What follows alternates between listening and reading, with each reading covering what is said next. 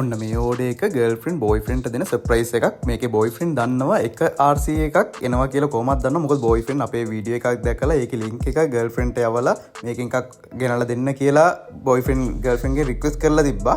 ඒකට ගර්ල්ෆ්‍රෙන්ඩ් ඊට පස්සේ අපිට මැසේජ් කරලා බොයිෆ්‍රෙන්ඩ් ඉල්ලුවේ මේකේ වයිට් කලර් මට ඕකේ බ්ලැක් කලර් එකක් ඕනේ දෙකම යවමු. ඒතර එයාව සර්ප්‍රයිස් වෙන්න තව එකක් ඒ කියන්නේ එකක් ඉල්ලුවේ එකට දෙකක් යවමු අපි කියලා ගර්ල්ෆ්‍රෙන්ඩ් දෙකකට ඕඩර් එක දාලා තියෙනවා. මේ අයිටම් දෙක අපි චෙක් කරන ගමන් ඉන්නේ. ගොඩක් මේ අයිටම් එක අපිට ඕඩර්ස් ආවේ ගොඩක් ගර්ල්ෆ්‍රෙන්ඩ් ළඟින් තමයි ආවේ ඕඩර්ස්. මොකද ගොඩක් අපේ මේ පෝස්ට් එකක් දාලා තිබ්බා අපි. ඒකට ගොඩක් කට්ටිය බොයිලා ගර්ල් මෙන්ෂන් කරලා තිබ්බා පෝස්ට් එකට. ඒ මෙන්ෂන් කරපු ගොඩක් කට්ටියකින් ගොඩක් ඕඩර්ස් ආවා.